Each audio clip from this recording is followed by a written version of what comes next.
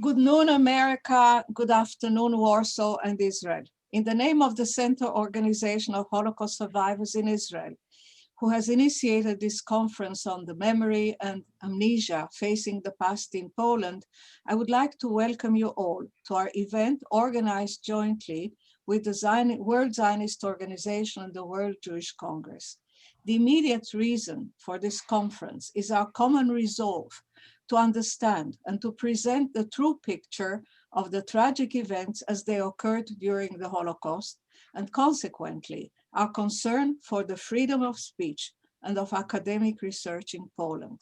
It was triggered by a recent trial waged against two distinguished historians, Professors Jan Grabowski and Barbara Engelkind, who jointly published a book, Night Without End, accusing them of defamation for suggesting that the mayor had helped kill 22 Jews, this of course based on the testimony of a Holocaust survivor. The background for this trial is a law passed by the Polish government in 2018, charging with criminal offense whoever claims that the Polish nation is responsible or co-responsible for Nazi war crimes committed during the Third Reich, and holding them liable for a fine or imprisonment for up to 3 years. This law is part of the historical policy of the Law and Justice Party in Poland, which seeks to present a narrative of ethnic Poles as victims and as heroes. It was met with international criticism as an infringement on the freedom of expression and as a barrier to open discussion on Polish collaborationism. It is part of a broader trend of similar memory laws in Central and Eastern Europe, which has gone along with the rise of what we call today illiberal democracies. We at the Center organized already in 2018 an international conference on the subject of Holocaust denial, distortion, and the revision of history, and we were fortunate to have the participation of Professor Jan Grabowski, whose extensive research sheds light on acts committed against the Jews by some of the Polish people. Some of the Polish people, obviously not all. Our discussions focused then also on the challenges facing Israel and the Jewish world. How should we all react?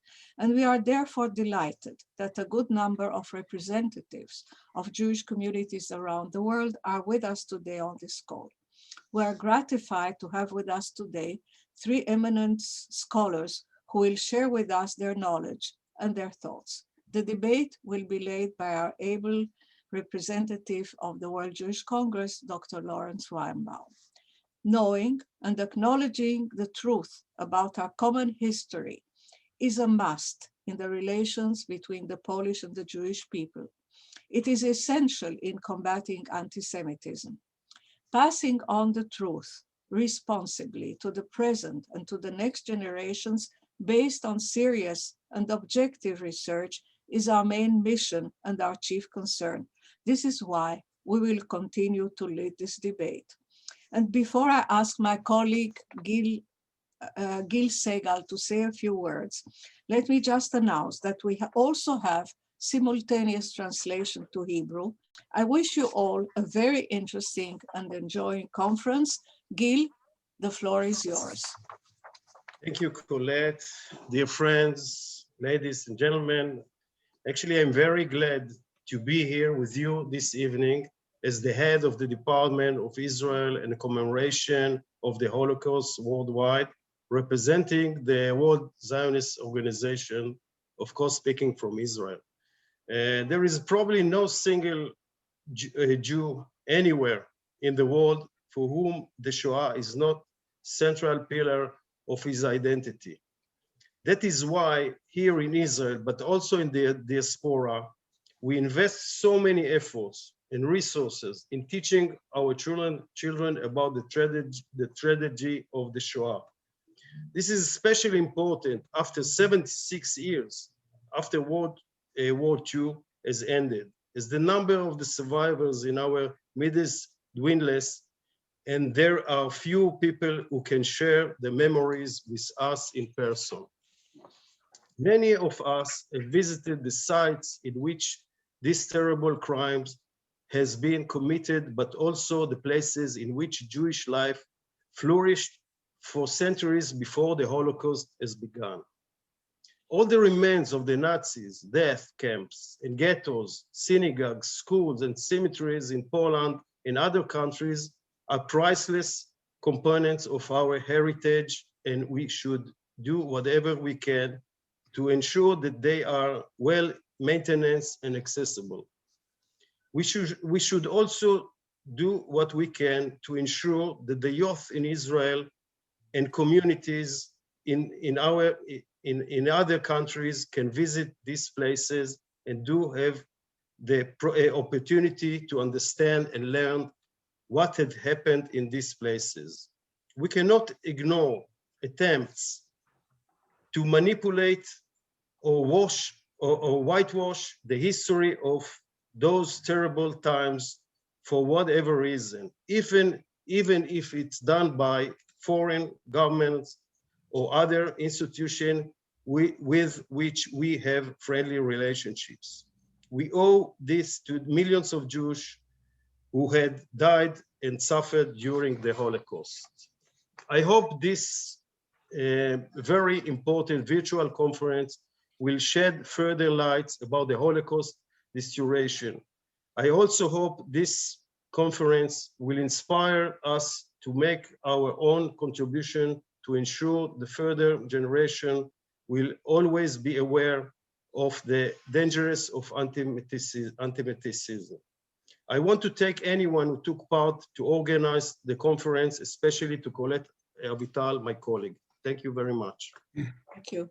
Lawrence, the floor is yours. Yeah, thank you, Colette. Thank you, Gil. Shalom from Jerusalem. I am very honored to be sitting here, even if only virtually, with three distinguished Holocaust survivors. And I would like to thank Colette Avital for inviting me to serve as moderator of this session.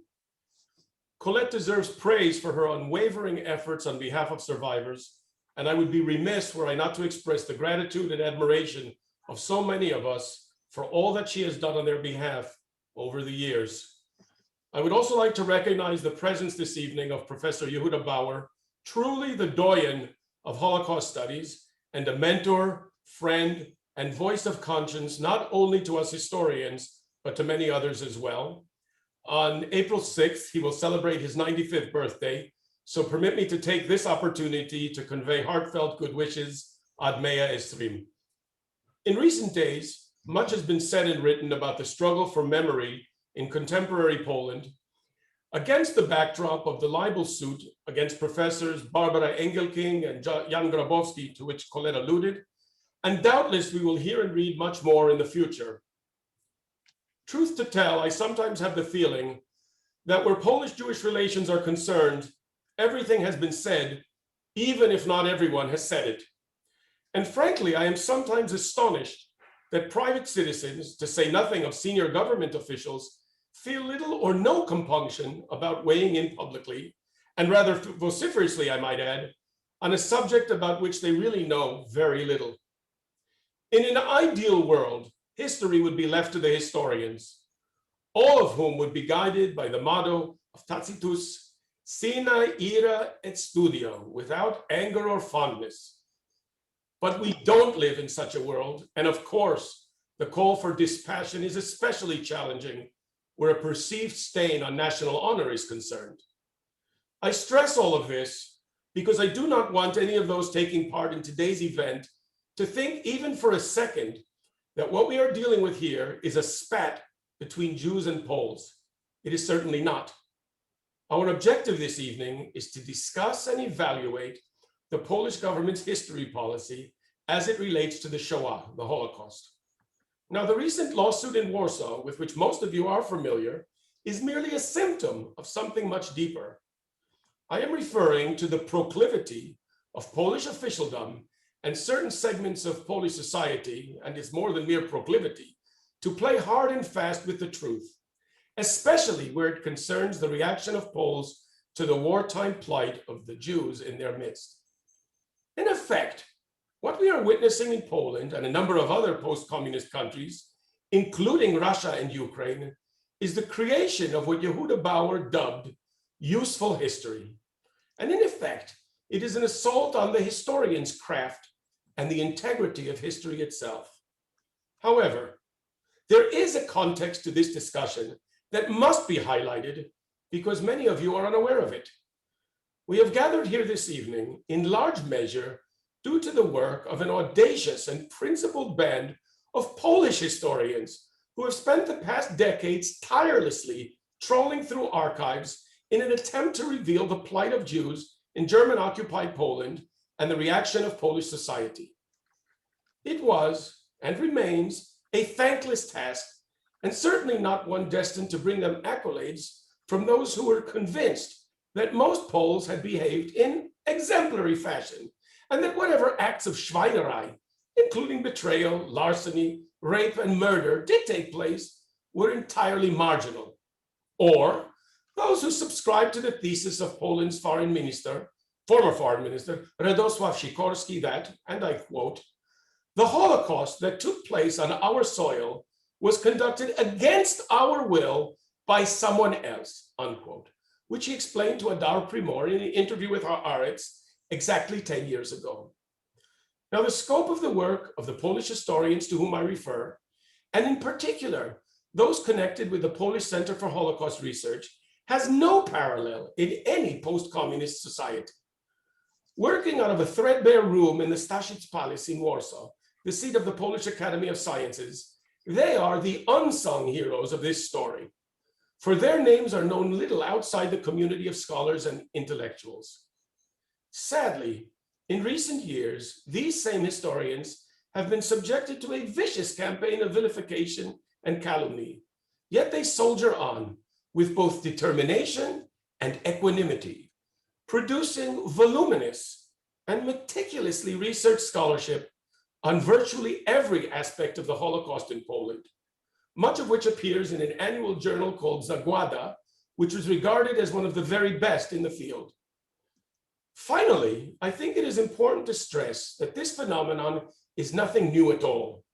It was first identified by Professor Michael Shafir, presently at the University of Cluj in Romania, who I believe is actually on the call with us this evening, Bună seara, and whose 2002 work, Between Denial and Comparative Trivialization, Holocaust Negationism in Post-Communist East Central Europe, is required reading.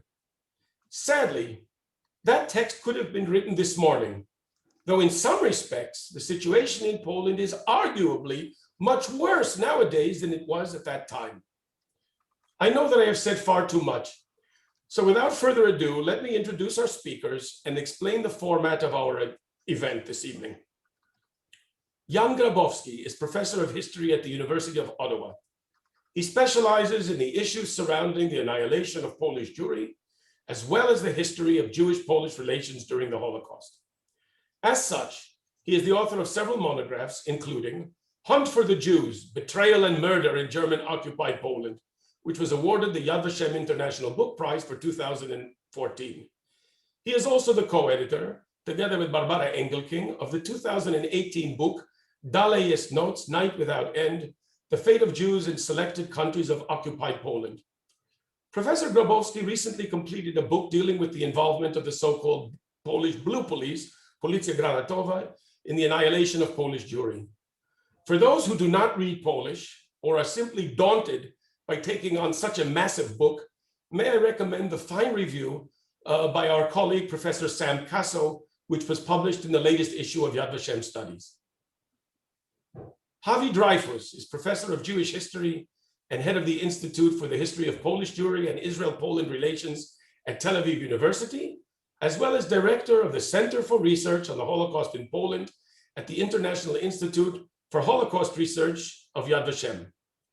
Her scholarship deals with various aspects of daily life during the Holocaust, including the relationship between Jews and Poles, religious life, and Jewish existence in the face of annihilation. Her latest book, The Warsaw Ghetto, The End, April 1942, June 1943, won the Shazar Prize for the study of Jewish history and will soon be published in English translation. Javi is an Eshes Chayil, a woman of valor, and I am very grateful for her friendship. Omer Bartov is the John P. Berkelen Distinguished Professor of European History at Brown University in Providence. He is the author of numerous books on the Holocaust and on the links between total war and genocide, most notably the Eastern Front, 1941 to 1945, and Hitler's Army.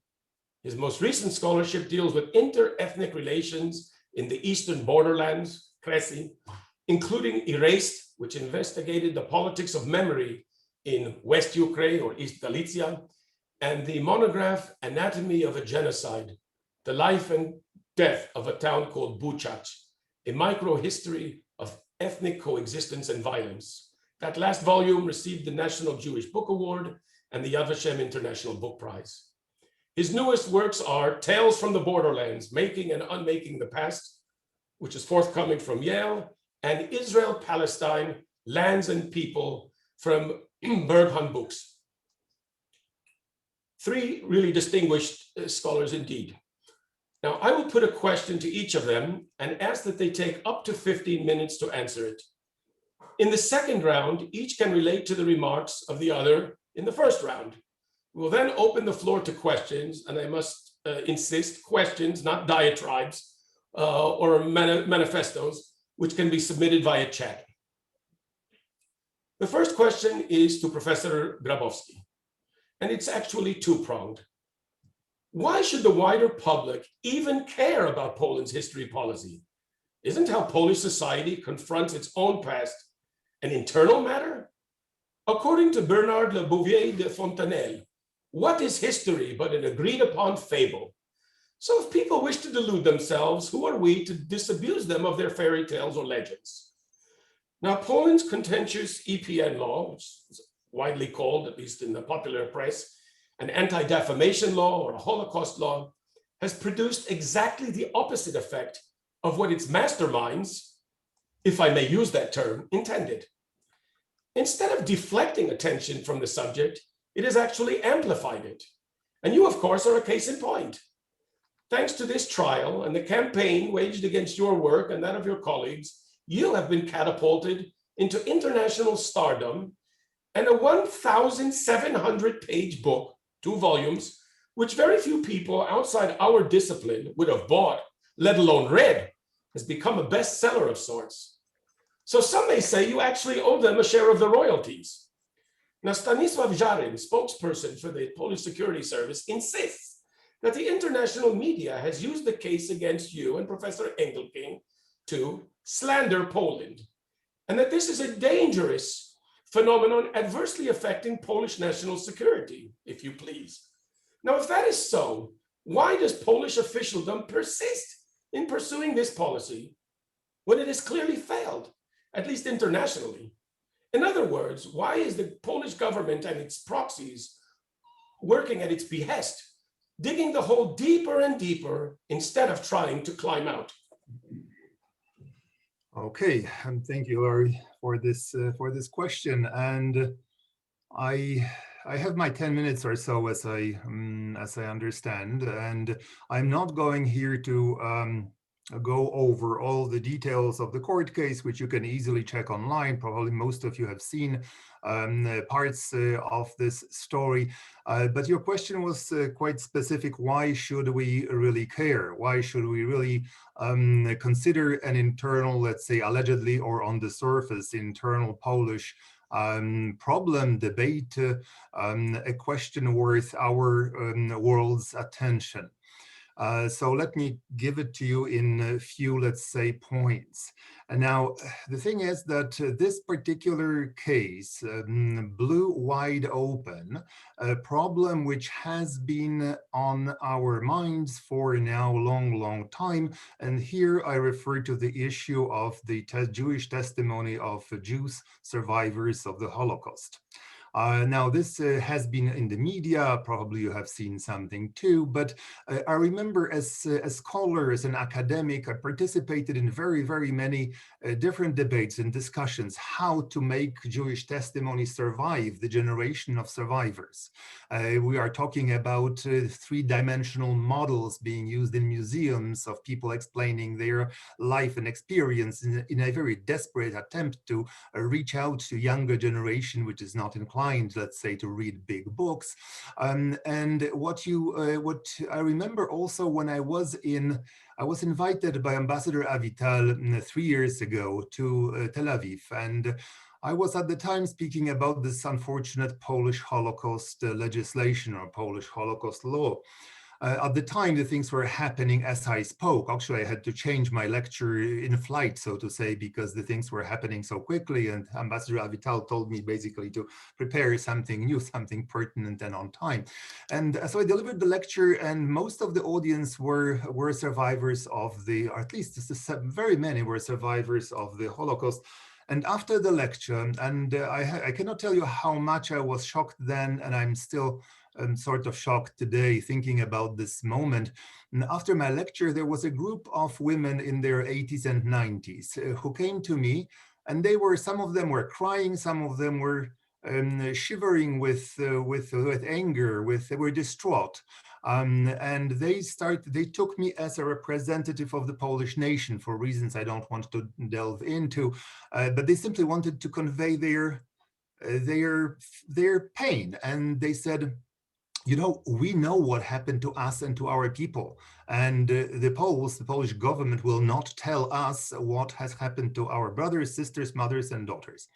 And along these lines, you can imagine that it was forceful, and I'm still visibly shaken when I think back to this moment 3 years ago. It was perhaps the most painful moment in my lecturing career, which is fairly long. So in any case, at this point, I said to myself and to them, of course, nobody is going to be able to reject your testimony. Well, I don't think I can be so sure today in the light of what has transpired in courtroom in Warsaw and what is going on across Poland. Now, what happened is on the surface an innocuous libel case, as the good ambassador of Poland to Israel would like to see it, just, a private case between two private individuals seeking redress. It is, of course, anything but. So what you have here is an attempt has been made at this stage to tell historians of the Holocaust in this case, but of course the matter can reach much broader ramifications before too long, how we should conduct our own, let's say, method, how we should apply our methods, methodology, how we should evaluate our evidence. And in this particular case, the judge decided that if a historian is confronted with two versions of events, one coming from the Jewish survivor, another one, let's say, from Polish court files from 1940s or early 1950s, and if these two versions are opposed, if there is a conflict, then we as historians are unable, we are not authorized, let me rephrase it, we are not authorized to make any call. We are not authorized to produce a hypothesis, which is at the core of our profession. So if this, and this is just, of course, a little part of a larger assault on this testimony of Jewish survivors of the Holocaust, which has been, let's say, gathering momentum. So, so here, if you take, for instance, an organization funded entirely by the Polish government, an agency of the Polish state known as the Pilecki Institute, quite recently they started to very forcefully bring forward the idea of a selected group of sources which they would like to, let's say, bring forward. And these sources, unfortunately, are a production of the Polish state from 1960s. 1960s, 1970s, and they completely distort the vision of the Holocaust if one would like to use them standing alone. So there is an attack on the history of the Shoah, which is now, let's say, financed directly or indirectly by the Polish state, with the involvement of the Polish state, an attack which has ramifications and impact, which goes way beyond Polish borders. Most of you know, but it's always worth repeating, that, well, 1/2 of all victims of the Shoah had Polish identity papers. They were Polish Jews. Polish archives contain the information, absolutely essential information.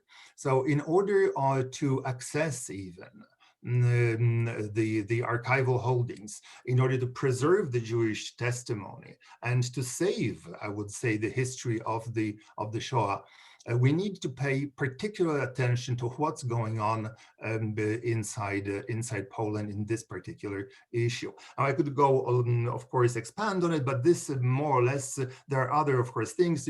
For instance, you can be reasonably certain that other governments, such as Ukrainian, Lithuanian, or let's say Russian, definitely Hungarian, if I'm not mistaken, are watching these policies very, I would say, with attention, because if one can railroad and crush historians on the basis, through the way of civil litigation, which doesn't carry this kind of infamy as criminal investigation does, then rest assured this method shall be applied on a much broader scale, not only in Poland, but wherever authoritarian governments need to apply, let's say, their strength.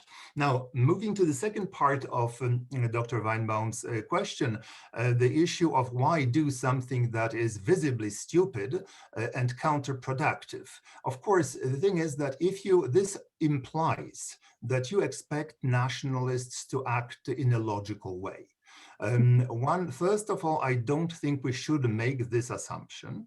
And the second thing is that in this case, whether it's Polish ambassador to Israel writing a very contemptuous letter to Ambassador Avital, or its ambassador to Berlin writing absolutely horrifying letter on, let's say, directed at me in Berlin, it is clear that they play to home audience. What is the relevance of the outside world in the eyes of nationalists is always secondary. And this is one of these cards, the so-called national dignity card, defending the good name of the nation, which sells fairly well in Poland today, and which can actually spell the difference between an electoral defeat, an electoral triumph, or simply victory. So this thing has to be understood in the context of internal Polish politics. What the diplomats do is they follow, of course, the orders coming from their political masters. So we shouldn't assign too much attention to what they do, other than a sign of their political master's will. And finally, we have to remember that what happens in Poland is something that was, well, fairly unprecedented, at least in European Union until now. And here I would like to, finishing my remarks, would like to mention that one of the major institutions of the Polish state involved in so-called memory control, the Institute of National Remembrance, has appointed just last month a certain Mr. Dr. Greniuch, a director of its branch in Wrocław. And Dr. Greniuch is an unrepentant ex-neo-Nazi. So it shows you where the things are headed, what has become possible in the realm of political decisions. And so all of this combined is something that preoccupies me and should preoccupy all of us to a great extent. And I guess I will stop right now and come back with my later comments. No, thank you very much, Janek. You've given us a tremendous amount of food for thought, which I suspect we will relate to in the second round. Now we have a question for Javi. In an article entitled "The Tension Between Historical Memory and Realpolitik" in in Israel's Foreign Policy, which was published in the journal that I edit, Sam Sokol discussed the agreement hammered out between the Polish and Israeli governments in the summer of 2018, noting, and I quote, "For decades, the state of Israel has consistently portrayed itself as the defender of Holocaust history. In its role as the self-appointed guardian of the memory of pre-war European Jewry, the Jewish state's leaders have created an evocative set of diplomatic and political rituals to reinforce the connection between the crushing depth of the Nazi genocide and the intoxicating heights of restored Jewish sovereignty in the land of Israel.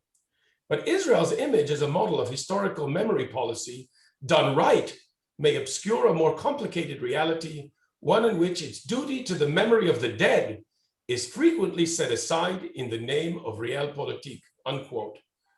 Now, is the Israeli government, in fact, an accessory to the distortion of history in Poland by placing its own bilateral interests, or at least what it perceives them to be, above its commitment to upholding the truth by endorsing a narrative that Yad Vashem rejected? And if that is so, what can historians do in such a situation? Well, thank you very much, Larry, and thank you, of course, organizing for having this meeting. Is Israel image as a model of historical memory policy more complicated? For sure, that's not a question. I cannot refer to the bilateral interest of the State of Israel, but to your question, yes. I do think we, Israelis, certainly have some responsibility for the reality that was described by you, Larry, and by Jan as well. And let me first refer to the general picture of what is happening in Poland regarding this memory and amnesia. Putting on trial two of the leading Holocaust historians is part of an effort to shape a specific atmosphere, and that is an intimidating atmosphere for scholars and journalists who wish to write on the past according to their findings and their understandings. And you might remember the case of Katarzyna Markus, a Polish journalist who was questioned by the police in Poland after writing an article on similar issues. One can truly see more and more radical steps taken against those who dare to question the distorted official narrative in Poland as Colette presented it, and if we like it or not. I believe that we, Israelis, even supported in some ways this deterioration. I wish to remind us that 2.5 years ago, on the summer of 2018, an amendment to the Epn Act was confirmed in Poland in the shadow and in the support of the joint declaration of Poland and Israel. True, this amendment was first announced on January 2018 in the International Holocaust Remembrance Day, and it raised immense international pressure. Originally, it was supposed to allow sentencing up to 3 years in prison anyone found guilty for making statements against facts, what are facts, regarding the partially or full responsibility of the Polish nation and or the Polish people for crimes committed in occupied Poland during the Second World War. Yet what was confirmed a half year later, and that is in the summer of 2018, again in the shadow of this joint Polish-Israeli declaration, was a little bit different and yet not less problematic. As my friends from Yad Vashem and I have noted, this amendment was accompanied by a historical narrative fundamentally distorted. Poland as a nation that enlisted all these agencies to help Jews and so on. But not less dangerous were the changes which were incorporated in the amendment and enable what we actually see today. And let me just point 3 aspects of those problematic corrections of the amendment. First of all, it omitted the cause of action as one that must be contrary to the fact, meaning one can be sued even if he or she are describing the truth, as writing that many Poles were involved in different manners in harming the Jews. Second, it allowed and even encouraged filing civil rather than criminal lawsuits and actually opened the door quite widely for NGOs and private suits. And this was even signaled as a preferred route. Instead of imprisoning them, let's just destroy them financially. And third, this new law added a new task to those of the Institute of National Remembrance, the EPN, and that is to protect the so-called good name of Poland, meaning the EPN, a central institution with state-sponsored prosecution power, is obligated by law to protect the good name of Poland and not the historical truth. The fact that the EPN, as well as other organizations linked to the Polish government, are directly and indirectly involved in the attacks on historians and journalists, and have no mistake, they are very much involved, imposes responsibility on us as the Israeli society and as Israeli scholars. And I wish to remind our audience that Poland's diplomatic staff, as Jan said, attacked those scholars for their superb academic work, and that Professor Engelking and Professor Grabowski were defined as those who are posing a security threat to Poland, as Larry said. But here we must admit that the first victim of that intimidating atmosphere are not only our colleagues, but also the history, because those defamatory voices are actually flattening one of the most important aspects of history, any history, and the history of the Holocaust included, and that is its complexity.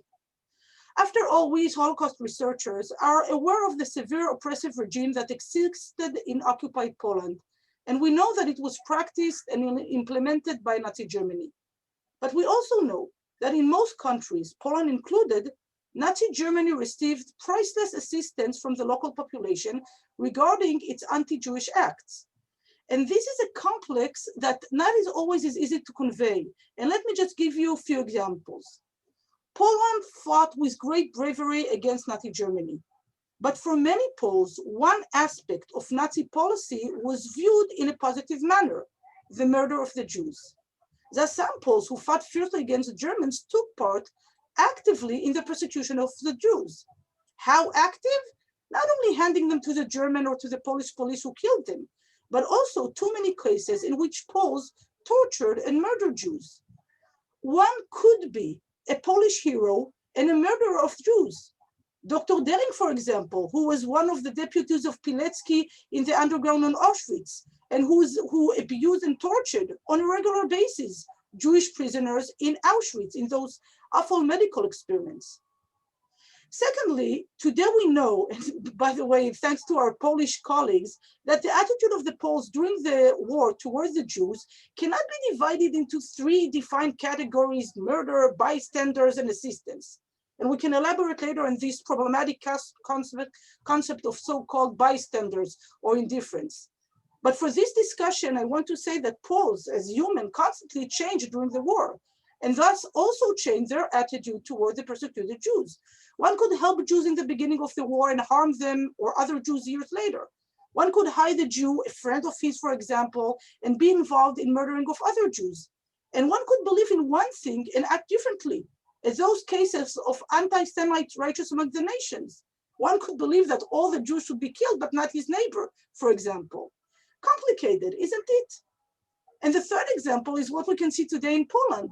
One cannot deny that Poland today is somehow obligated to the commemoration of the Polish Jews before the war, as well as some aspect of preserving the memory of Jews who were murdered during the Holocaust, but by Germans, as Professor Bauer always reminds us. At the same time, it's doing all it can to conceal and distort the story and the history of Jews who were murdered during the war by Poles. And such cases are well documented and form an important part of the book edited by Engelking and Grabowski. Now, this complexity is an important part of history, and flattening it, as today done in Poland, undermines our work as scholars.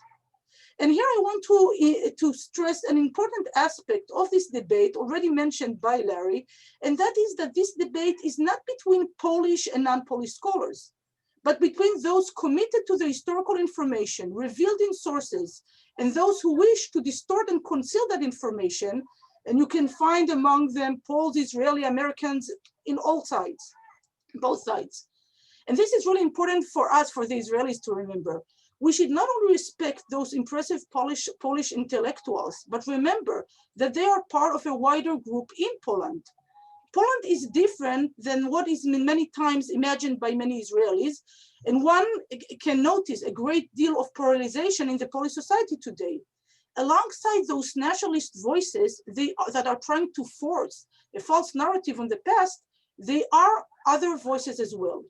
And those other voices contribute greatly to our understanding of the Holocaust and have defined time after time the forefront of Holocaust studies.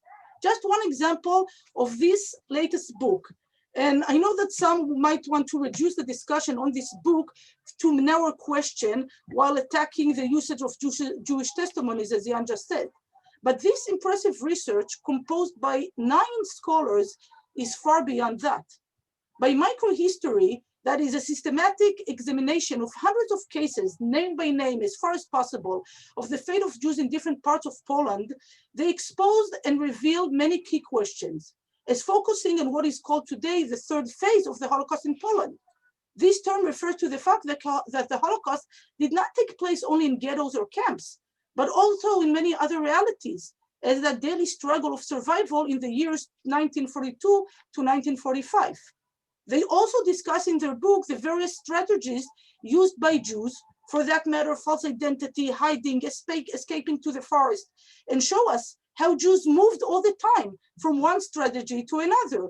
Here too, no one decided in 1939 or 41 that he would escape the German by false identity. Jews fled to the forest, returned to the ghettos, returned to the camps, sneaked out of them, and tried to find false identity.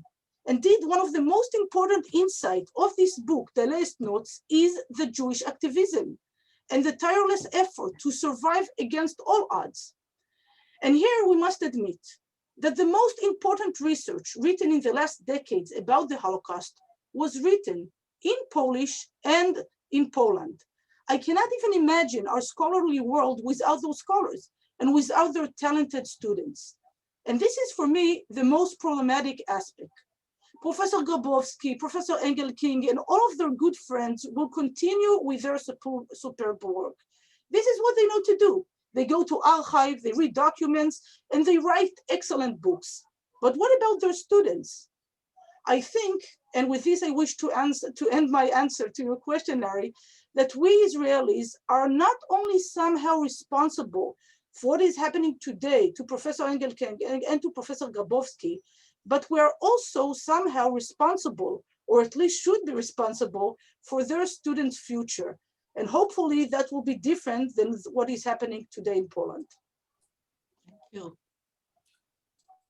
Javi, thank you very much indeed. I think it's very important that you've introduced into this discussion the importance of nuance and how wartime Polish-Jewish relations really defy any simplistic characterization. And I'm afraid the wider public is not always aware of that. And there is a certain tendency to try to reduce complicated situations into very simplistic ones. And of course, that has done a great deal of damage. And I think it's also very important that you have also drawn to our attention that at the end of the day, the future consequences of what is taking place in Poland cannot be ignored, because there is a question of the scholarly heirs of the historians who are today active. Will there be another generation who will continue the work? And unfortunately, if the situation remains as it is, that is under a question mark. I have a question now to Professor Omer Bartov.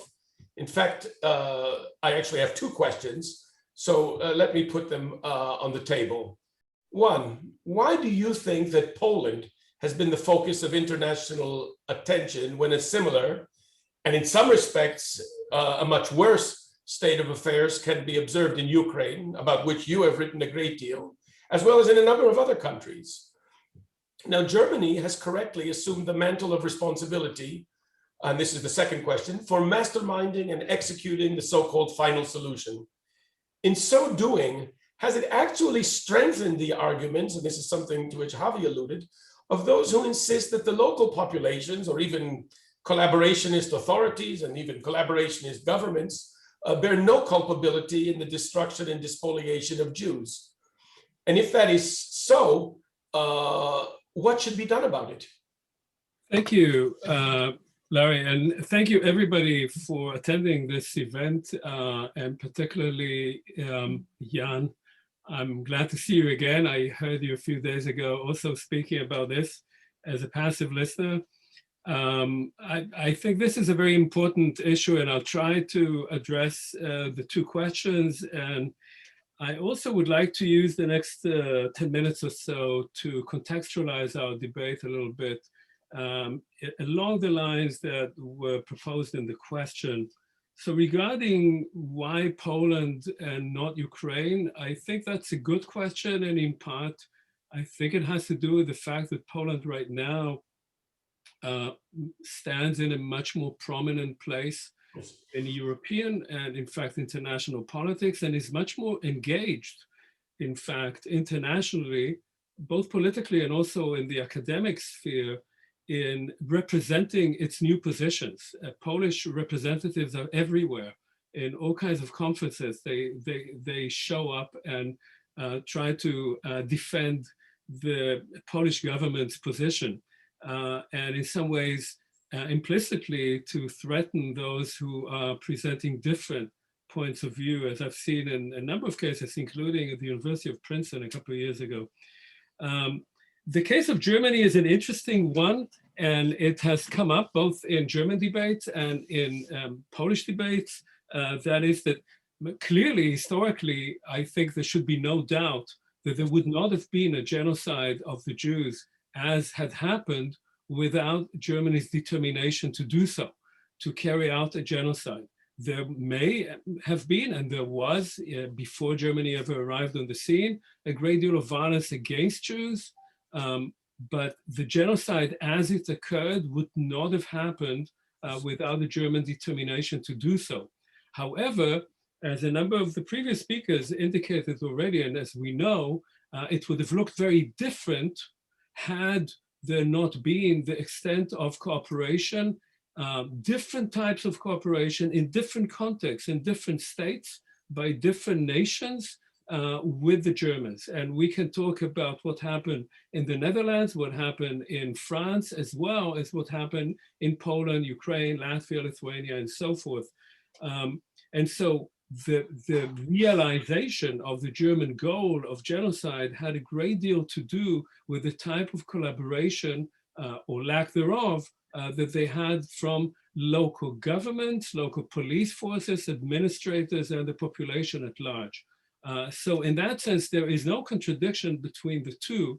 And if we want to understand what happened on the ground, we have to look both at what the Germans were doing in planning and what the population on the spot, in the specific cases, was doing. Now, I want to think about what we are talking here about in a slightly larger context, and specifically in the context of speaking about memory laws and institutions of national memory. Poland is not the only country that has an institution or an institute of national memory. Memory laws have a history, often a troubling history, because they try to determine both what should be remembered, both what should not be remembered, what should be denied or erased. And institutes of national memory, which, as in the case in Poland, are connected directly to the political system, basically can be seen as institutes of history. They're institutes that determined what should be part of history, of the nation's history, of the recognized official history, and what should not. So this is a kind of Orwellian concept of history. And what we see happening now in the case that we are debating is part of that. It's very much part of a state, a particular government that decides to determine which history should be remembered and which should not, and how history should be presented. I want to take us back a little bit here to what I've seen as a kind of interesting triangular relationship that has existed at least since the early 2000s, but of course we can take it much further back, between Ukraine, Poland, and the state of Israel.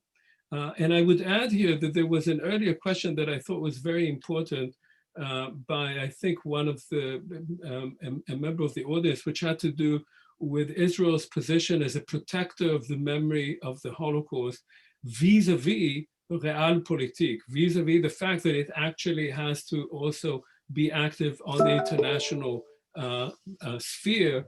That, of course, is the case of all states that are engaged in both protecting their own memory or writing their national narrative and their politics. And there's not always a good correspondence between the two, and they have to negotiate that. Israel has had many such cases. The most important, of course, was the case of the restitution with the Federal Republic of Germany, which was strongly objected to by large sectors of the Israeli population as receiving blood money, and was strongly objected to in Germany by the chancellor at the time, Konrad Adenauer, and was actually supported by the opposition party. But both the state of Israel and the state of Germany at the time thought that it served their national interests, although it was somewhat contrary to the historical narrative that they wanted to project internationally and to educate the population into. So there is always this kind of tension. Now, I want to take us for a moment to 2006. In 2006, the then president of Ukraine, Viktor Yushchenko, proposed a law that had to do with the Holodomor, the famine in Ukraine in 1931-32, which was ascribed to Stalinist policies and by some to a specific will to carry out genocide of Ukrainians. And this law is interesting because it states that in 1932-33, the Holodomor in Ukraine was an act of genocide of the Ukrainian people, and that public denial of that event in Ukraine should be recognized as desecration of the memory of millions of victims of the Holodomor, as well as disparagement of the Ukrainian people, and shall be unlawful. Now, the next year, Yushchenko came to visit Israel, and he made a speech in the Israeli parliament. And the goal of Yushchenko was to have Israel recognize the Holodomor as genocide, because Israel had the stamp of approval on genocide that no other country had, because of its self-representation and the acceptance of that by the rest of the world as the preserver of the memory of the Holocaust, the major genocide of the 20th century. That did not happen. Israel did not recognize the Holodomor as genocide, and Israel wanted Yushchenko to accept responsibility of Ukrainians for participating in the murder of Jews, and Yushchenko did not do that either. Now, one reason for Israel's reluctance to do that had to do with realpolitik. It had to do with Israel's relations with Russia. And that is interesting because in almost a decade later, in 2016, Russia's deputy ambassador in Tel Aviv, Leonid Frolov, warned Israel against passing a proposed law that would formally recognize the Holodomor as genocide. He said, "This is not a good time to discuss such a proposal. It will be bad. It will be the wrong step."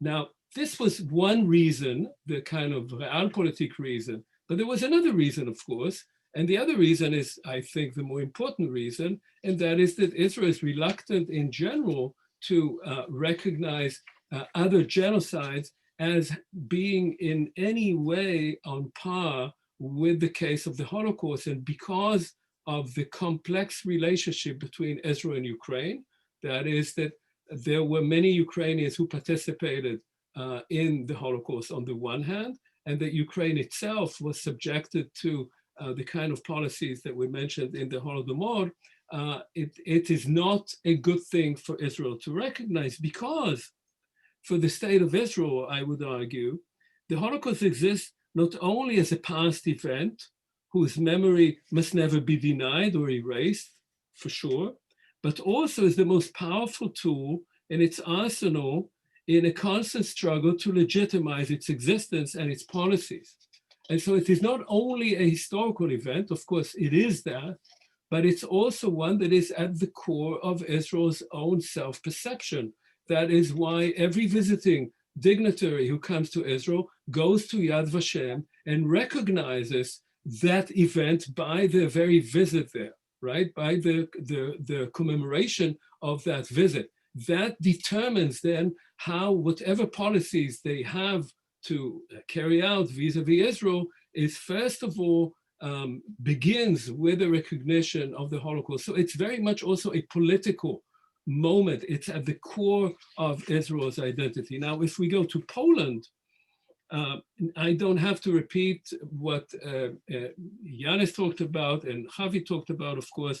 I would say that what is interesting in the Polish case and the amendment of the law of 1998 in 2018 is that law, and that's hardly ever mentioned in debates, was not only about the Holocaust, it was also about Ukraine in the same law. And what the amendment regarding the Ukrainian case says is that crimes committed by Ukrainian nationalists and members of Ukrainian units collaborating with the Third Reich constitute acts committed by Ukrainian nationalists between 1925 and 1950, which involve the use of violence and so forth, and constitutes a crime committed by Ukrainian nationalists and collaborating with the Third Reich.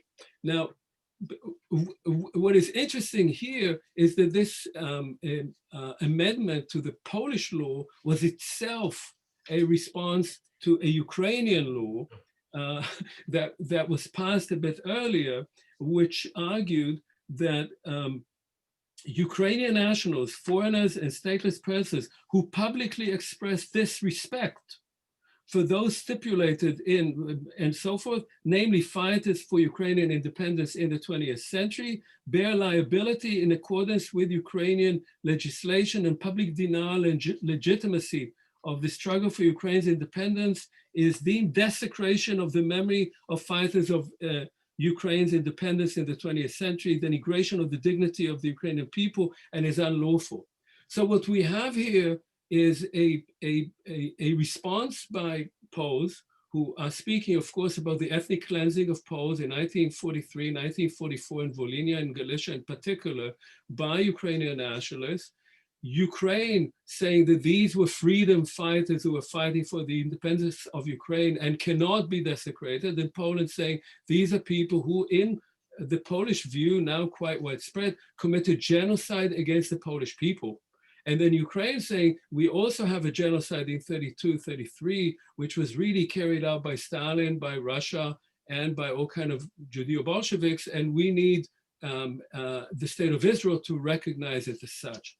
Now, the last leg, and I'll do this very quickly, the last leg of this triangular relationship, lest we think that Israel does not have memory laws, it does too.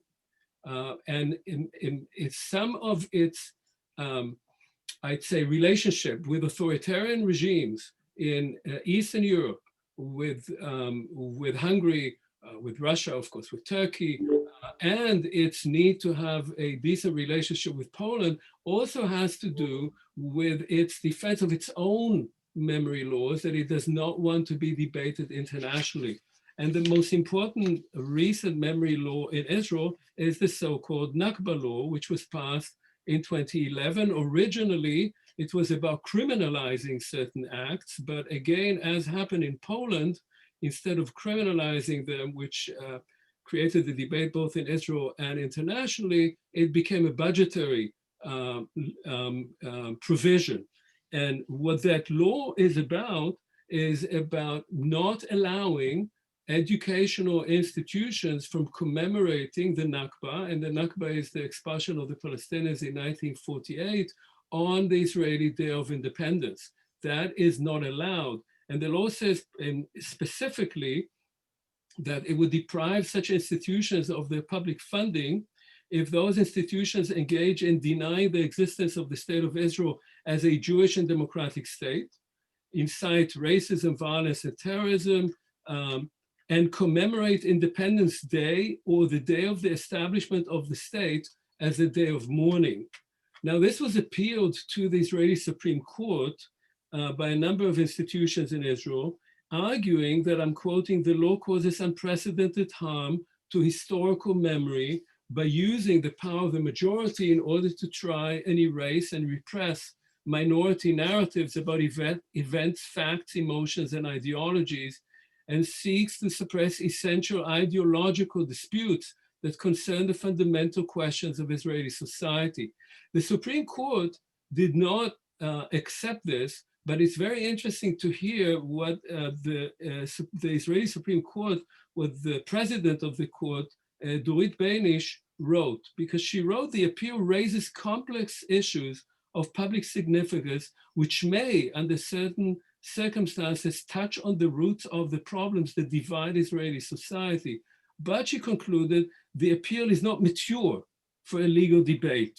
On the declarative level, the law does indeed raise difficult and complex issues, but the constitutionality of the law depends, first of all, to a large degree on the interpretive content given to its instructions, meaning let's see what happens and then we can rule. So to close the circle, what we are talking about here are 3 states for which national memory is crucial to how they perceive themselves.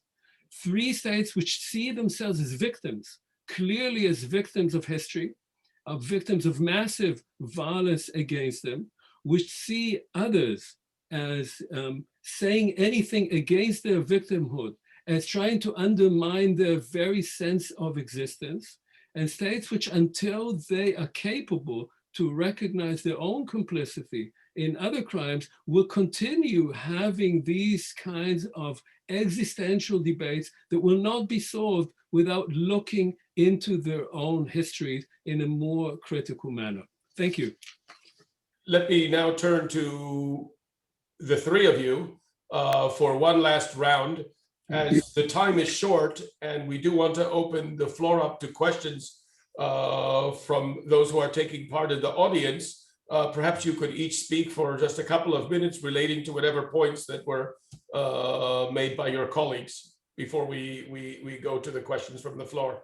So shall we start in the same order that we did at the beginning? And so, Jan, the floor is yours. Thank you very much. And it was, thank you very much, Javi. Thank you very much, Omer. It all comes together, sort of. I mean, starting with Omer's remarks, practically each and every country has a number of, I would say, these memorial laws on the box. And my reading of it is, I mean, France have, they call it Sport National. You will have them, of course, in Germany, in Austria, recently in Netherlands. And the thing is, from my perspective, the crucial part is whether these laws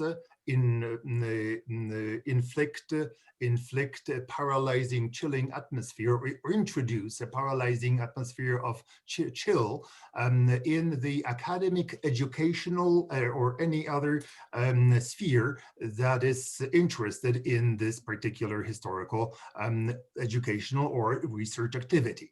And now, of course, I am not an expert in terms of Israel. I have many friends who are actually in Israel extraordinarily vocal, and they conduct research which definitely does not follow the line of Israeli authorities. And the same, of course, happens in other countries. My fear is that the Polish situation, Ukrainian, I don't know so much. However, last year, 2 years ago, I had workshops in Ukraine with extraordinary talented group of outspoken young PhDs and MA students who were absolutely unconcerned by the atmosphere of chill. Today in Poland, I fear the atmosphere of chill is setting in, and of course the jury is still out. These things are very recent, but my fear is that we are dealing here with something much more insidious, vicious, and with a greater potential than elsewhere, which is not that I condone any, let's say, memorial laws, but we will have the time perhaps in discussion to follow up on this. But just to finish it off, perhaps to give you an idea of what we are dealing, and I came to this discussion as an expert in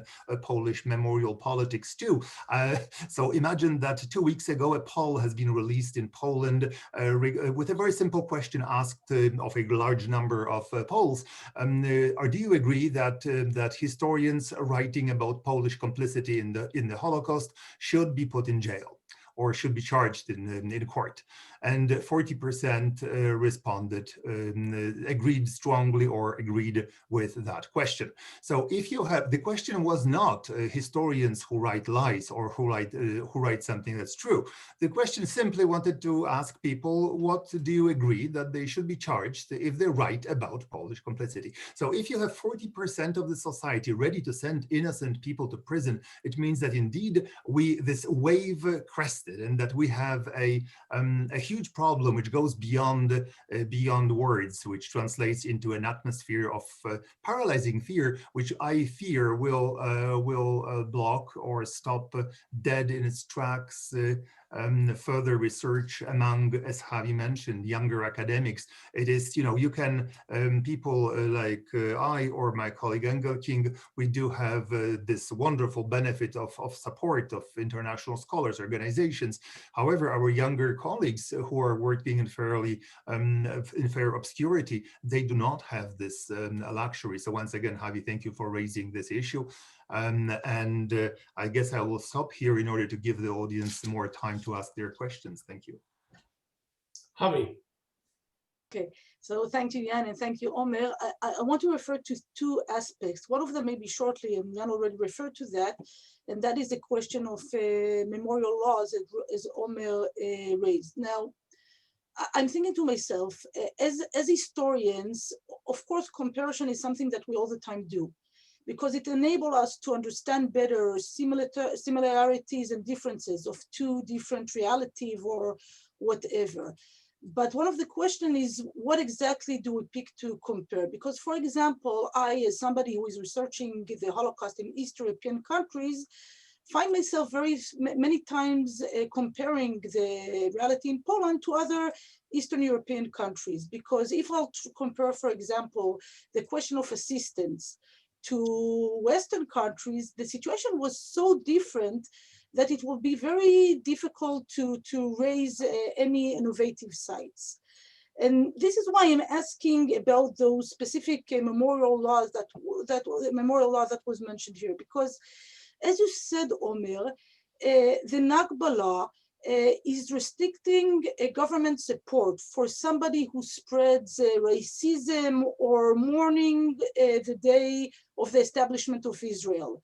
And this is compared to a law that allows unlimited civil lawsuits to any person, organization, whoever addresses those dark sides of the Polish society action during the Holocaust. So I think that one of those laws we're talking about, the Polish one, refers to the academic freedom, while other laws that you mentioned here refer more to freedom of speech. And those are important questions, but the question is it the same thing? There's no question that one should discuss the Nakba Law, and it could be discussed in the context of the Chok HaLeom, the national law, nationality law, or the judicial revolution that was done in Israel, and many other things. And of course, Israel War of Independence and the Nakba should be discussed together. I'm asking myself, what do we learn from one law to the other one? Because people who are not familiar with those two laws, first of all, might think that what is compared here is the reality of the Second World War and the Holocaust and what happened in Israel during the year 1948. That is one thing. Another thing is that, and here I must say, I'm of course connected to Yad Vashem, but in any way, I don't think that trying to compare the Epn and Yad Vashem is something that could be said without explanation. I want to remind you that the Epn bylaw, as I said, is obligated to protect the good name of the Polish nation. And we can see the results of this law right now. The EPN put a great effort in trying to read each one of those footnotes and finding mistakes. This doesn't contribute to our knowledge about the days between 1939 and 1989 as a mandate of the EPN. It has other means. So the question of memory laws, and we have memory laws in other places as well. We have in Lithuania, we have in Hungary, and I think that one of the interesting things is and I think I mentioned it before, that all of those countries really want to talk about the Holocaust. You can see it in the new museum in Hungary, and you can see it in Lithuania, but they want to talk about a specific aspect of the Holocaust.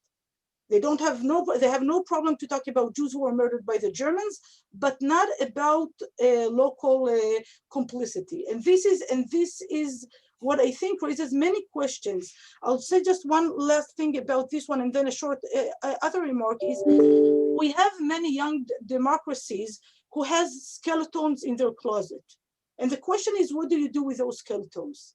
And memory laws are part of this thing, but many times the different realities really, I think, blur many differences in this aspect. Another thing I want to refer is what you mentioned, Omer, is really putting into this discussion the question of Russia. Because in the last, especially the last year and a half, we can see how Putin is trying to put his force, all his force, in rewriting the history in a different way, and trying to raise not only question of victimhood, which we can hear in Hungary, Poland, and Lithuania, but also questions of responsibility of the Second World War. And if Poland was behind many forces trying to declare that the Second World War, of course, broke out because of the joint pact of Russia and Germany and so on, and the responsibility today is mainly on Russia, who never faced its crimes and so on, Putin is trying to push forward a different narrative. Now, the problem is that narratives, both of them are, of course, distorted, but each one of them has some minor parts which are, of course, correct. For example, the fact that Putin says that during the 30s, all Western countries had pact with Nazi Germany. Now, of course, Putin and Russia forgets that not only Molotov-Ribbentrop Pact, but also the fact that Soviet Russia, stayed in Eastern European countries until 1989 and sometimes even later.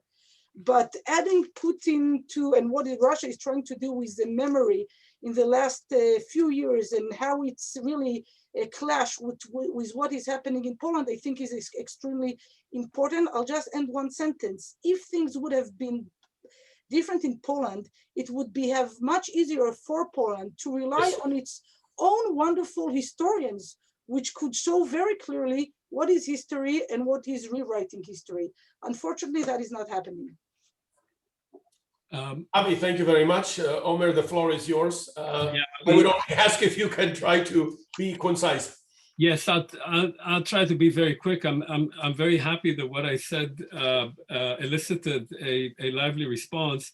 The main point I want to make is that really what I'm talking about is that we have memory laws, we have institutes of national memory, whether Yad Vashem is one or not, we can talk about. And then we have what I believe is the need of all countries. We saw many countries trying to do that. Germany, again, is an important example, to face their past. And I believe that countries that fail to face the past, not the past they want to tell, not the glorious past, but also the sins of the past, are destined to be mired in it. They cannot come out of it. And in that sense, I think Ukraine, Poland, and Israel are good examples. There are many differences, of course, but they're actually constantly looking over the shoulder at what is happening in the other place. And to me, that is interesting. Now, in terms of the chilling effect, and I just want to say, I didn't read the slide, Jan, but it's interesting to note that in the appeal to the Supreme Court, there is the following line. The appeal noted that, and I'm quoting, the immediate effect of the law would be a chilling effect on a large public in Israeli society, not least because the law employs opaque and vague terms, increasing the uncertainty as to how they will be interpreted by the Minister of Finance and the legal authorities. There is, as most Israelis know, a chilling effect of Israeli governments on talking about both unpleasant aspects of the past and unpleasant aspects of contemporary policies. There's a great deal of chilling effect under the current very long-term administration. So I think we need to keep that in mind. And finally, I'll say on freedom of speech. Freedom of speech is a very, very important aspect of democracy. And it's very hard to make a clear distinction between freedom of speech over things that are terrible, such as genocide, and freedom of speech over things that are maybe a bit less terrible, let's say ethnic cleansing or violence against minorities. Freedom of speech should be freedom of speech. And once you agree that there are things you cannot talk about, there are no limits to that. And in that sense, clearly what is happening in Poland, and I should stress that I was very much, as Jan knows, involved in trying to mobilize historians around the world against these absolutely abominable, objectionable, and should not be, to understand that when we that we should not use such cases as blind spots, as legitimizing what is happening in our own societies. We should learn from them and apply those lessons to our own societies rather than saying what's happening there is terrible and we don't have time to talk about what's happening in our own backyard. Thank you. Omer, thank you very much. I deeply regret that we don't have another hour and a half to flesh out all these subjects, and I am quite sure that we will have to reconvene at some time in the immediate future, or we're just simply not going to solve the problems of Israel and East Central Europe, let alone the rest of the world. With your permission, I'm going to choose a few questions that have been sent. Some have been, I see, sent to the chat room, and some have been penned here along the side. So one of them is from a Mr. Grant Cochin, who has sent several questions, but I'll choose one of them, which is, and I'm going to group the questions, why are Jewish NGOs participating in academic exchanges with these countries and giving them platforms to speak and revise while not holding them to account? It is 80 years since these events began and over 30 since the countries regained freedom. They have had the time, they are clearly unwilling. Why afford credibility in front of Jews? Now here we have another question, which is from, one moment, Eric Baumann. Is it that Poland went far 20 years ago, recognizing Jedwabne at a time when the EPN was willing to deal with the dark sides of Polish memory, and ever since that landmark has been relentlessly trying to lessen its responsibilities, trying to sue historians who would show dissent, for example, Gross, now Grabowski, and Engelking, and we'll take one more. Okay, can I jump in? Please, Yes. We're starting with the same order as we began. The question regarding the participation of Jewish organizations from Mr. Grant Gokin that legitimize these very strange, let's say, institutions of Poland or Lithuania. The thing is, I would expand this question. Why do we have not only Jewish organizations but other organizations from, let's say, outside world engaging with conferences, publications, research initiatives fronted by institutions actively involved in the distortion of the history of the Holocaust? This is abomination. Not only Jewish organizations, but simply all other organizations. And even put it broader, we should really insist on us, Western academics, scholars, to present a very common front. And this is my plaidoyer, this is my let's say, plea to all of us, that we need to identify this threat as a real threat. If we are invited to a conference by the IPN, we do not go. So I think that the reasons, the question why is simple. Very many institutions, well, realize their own mandates through cooperation, seeking some kind of international collaboration, cooperation, magical words in the management circles. But we need to perhaps remind in a very, very sharp way that there are institutions involved in the destruction of the memory of the Holocaust, and you should not simply engage with any kind of cooperation with them. Okay, Javi? I'll just, in some way, but maybe a little bit differently, will refer to what Jan just said in the first question, and that is, of course, responsibility. I mean, we have some responsibility, and each one of us has a different identity and different place where he's standing. But for me, as a scholar, an Israeli and a Jewish scholar, when somebody is approaching me with any questions of cooperation. My very basic saying is I'm willing to cooperate with any professional group. And if you're talking about professional writing of history, and on one side there are people who didn't write any academic work, so they are not part of my debate, okay? And I can say that time after time I was approached by different organizations wanting to have academic debates about Polish-Jewish relationship, but leaving outside the most important scholars in this field, and that is Professor Grabowski, the member of the Polish Center for Holocaust in Warsaw. This is, of course, Grabowski and Engelking and many other scholars there. So if you really want to have a debate on Polish-Jewish relationship, you should have the best people who worked on that field. And when that is not happening, for me, that is a very big sign. So this is just what I can say that there were endless approach in many different kinds. And I really think that we have responsibility as Israelis, as Jews, as academics, because if a Jewish academic Israeli come and says and cooperate with those problematic organizations, this is much more harmful than somebody from any different place. And I really think this is something we should take into consideration. Regarding the question of the EPN, it is really sad because you could see what the EPN once was. And the EPN one was a very important institution, which was obligated of documenting what happened, not only under Nazi occupation, but of course under Russian one as well. And its contribution of this vocal Negro is a very important one.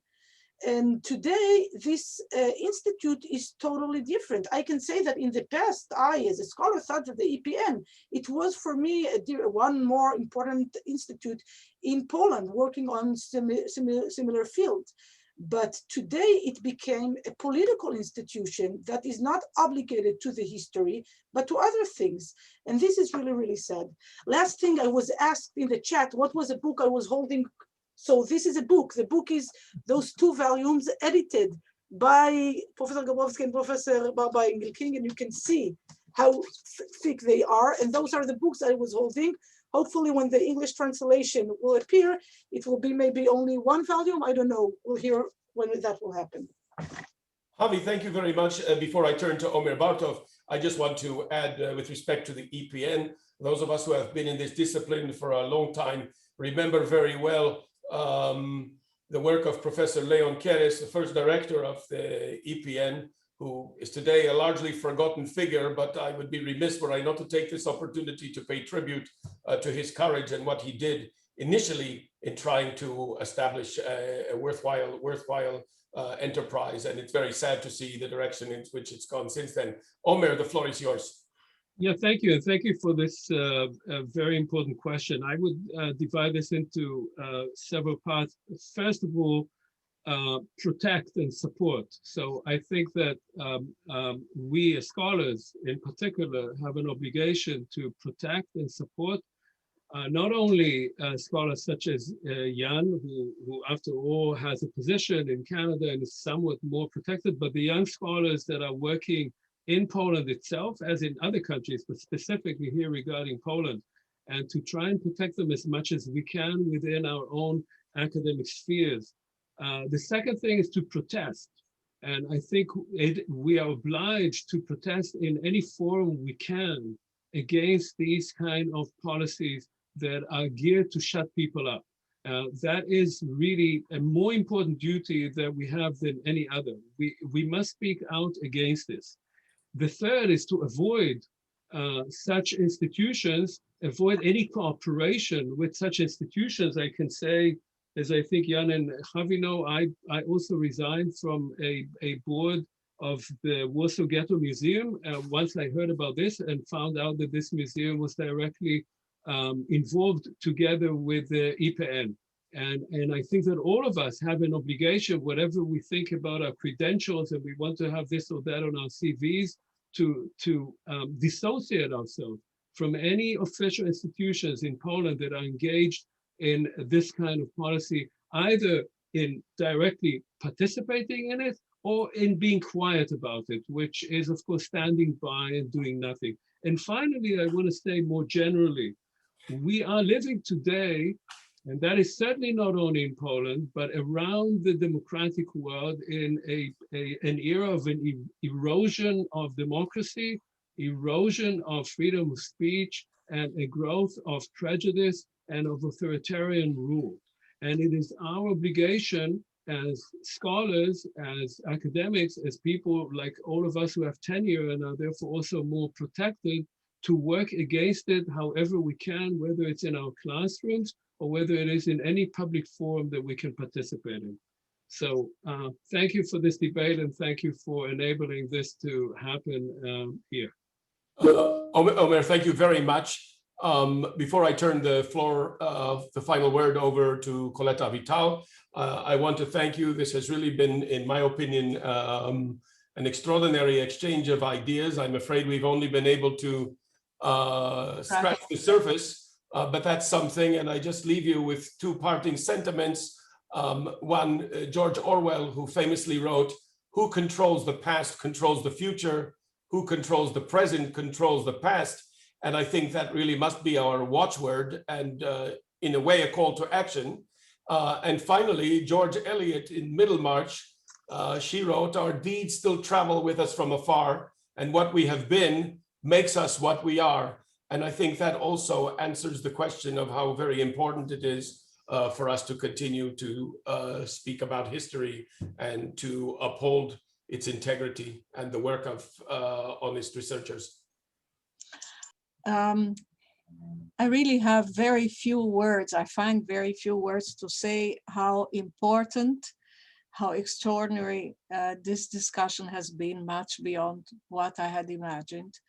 It raised new ideas, new questions that personally, and I'm sure others, did not think about. And it leaves us with a lot of food for thought. I really have prepared no quotations, but I would really like to say that this only scratched the surface. It raised many more issues, and I'm not an academic. I don't pretend to be one. I represent here the voice of the Holocaust survivors still among us who want to pass responsibly the memory of what was to the next generations. And therefore, I think that what Professor Bartov stressed so well, that we cannot accept and we have to stand up against anyone who tries to shut up, who tries to rewrite history, who tries to embellish history, who tries to whitewash, is something that we cannot accept, and we will stand up against it. And I'd like to thank from the bottom of my heart the four of you, Professor Grabowski, Javi Dreyfus, Omer Bartov. Many, many thanks. With your permission, perhaps we will continue this discussion. I think we only began it, and it is worth continuing. Toda rabba and Chag Sameach. Thank you very much. Chag Sameach. Chag Sameach.